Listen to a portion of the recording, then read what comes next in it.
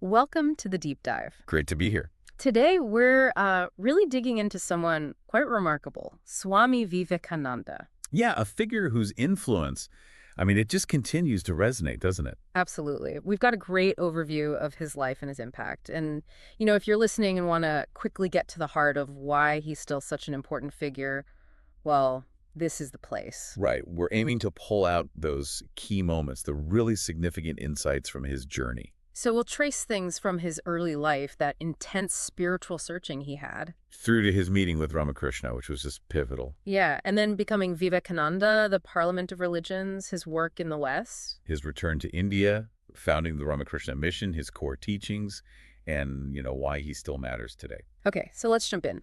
Kolkata, January 12th, 1863. He's born Narendranath Dutt. That's right. And his background is quite interesting. You've got his father, Vishwanath Dutt, a lawyer, quite progressive for the time. And his mother, Bhuvaneshwari Devi, very religious. Exactly. So right from the start, you see this blend, this mix of intellectual questioning and deep-seated faith. It sounds like he was always asking the big questions, even as a kid. Oh, definitely. The overview highlights this persistent questioning about God, the soul, life's purpose. It wasn't just like idle curiosity. No, it seems deeper, a real hunger for understanding. Yes. And incredibly bright, too. Graduated in philosophy from Calcutta University. He was, intellectually formidable. And he didn't just study alone, right? He was involved with the Brahmo Samaj. Correct. He engaged with this reform movement, took part in discussions, but he kept pushing. With that question, have you seen God? He asked that of so many people. He did. It really shows his need for a direct experience, not just theory, not just belief, but actual verifiable truth. Which, of course, leads us straight to the turning point. Ramakrishna Paramahansa, yeah. This meeting seems like everything clicked into place. Ramakrishna's answer to that question. Yes, I have seen God just as I see you. Yeah. So direct, so simple, yet profound. For someone like Narendranath, searching so intensely, that must have been, well, earth-shattering. Completely transformative. Our sources really stress this. Here was someone confidently affirming that direct experience he craved. So he becomes a disciple. A very devoted one. And under Ramakrishna, he learns not just the theory of self-knowledge, but the path to experiencing it.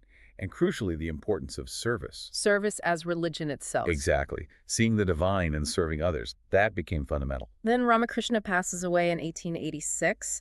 Narendranath takes sannyas, renounces worldly life. And becomes Swami Vivekananda. But this wasn't about hiding away in a monastery. No, quite the opposite. He starts traveling extensively, all across India. Yeah, from the Himalayas down to Kanyakumari at the southern tip.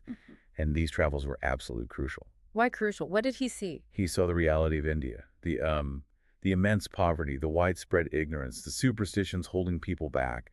It wasn't just an intellectual exercise. It hit him hard. So it moved him beyond just personal enlightenment. Absolutely.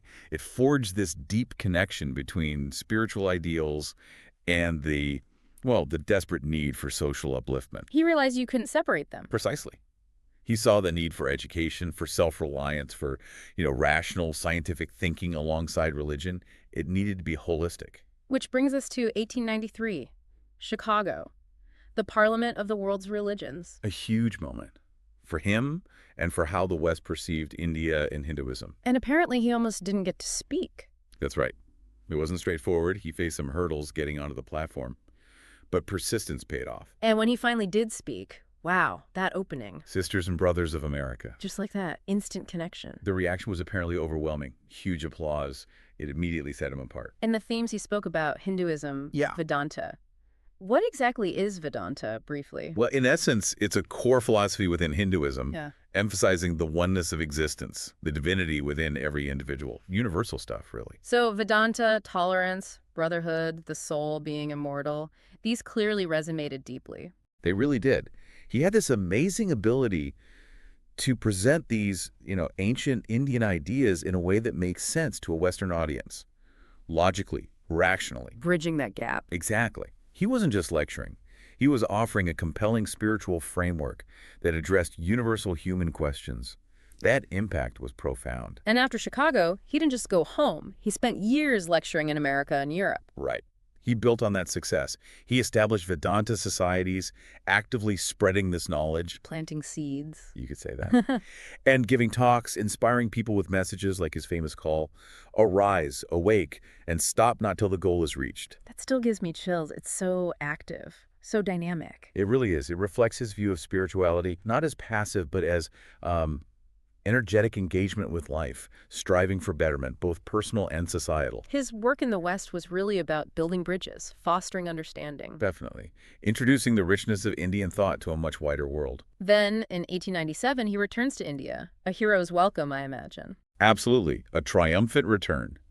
And he immediately put that energy to work. By founding the Ramakrishna Mission. Yes.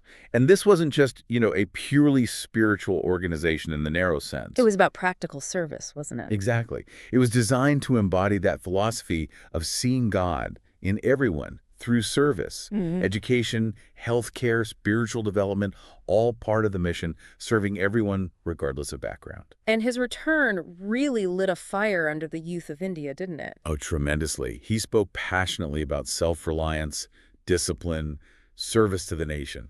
He wanted to awaken their potential. That quote about focus is incredible. Take up one idea, make that one idea your life. Think of it, dream of it, live on that idea. It's such powerful advice on dedication. And it shows his own intensity, I think. It does. But his teachings were broader, too.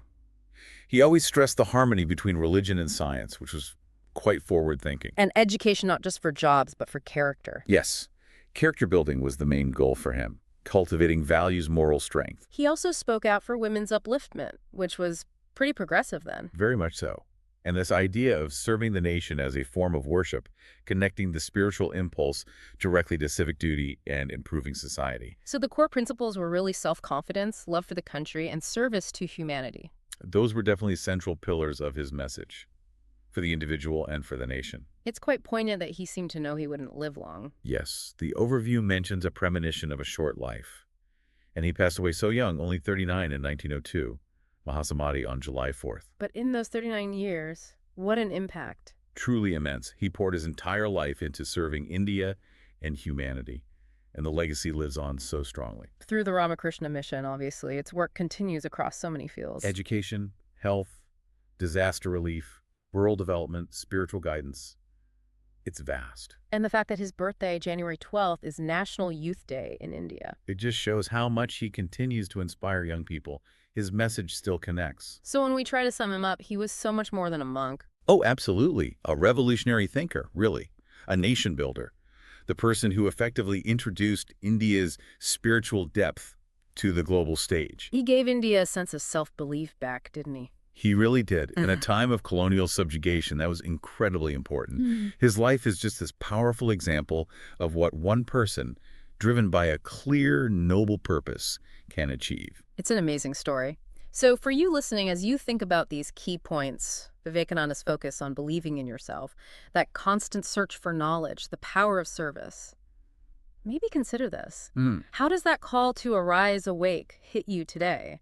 Is there a personal goal or maybe a challenge you see out in the world where that energy could apply? Interesting thought. Like, what's the one idea you could really dedicate yourself to? Exactly. Even in a small way, to make some kind of meaningful difference, something to ponder, perhaps. Definitely. And if this has sparked your interest, there's so much more to explore in Vivekananda's own writings and the ongoing work of the Ramakrishna Mission. A deep well of wisdom to draw from.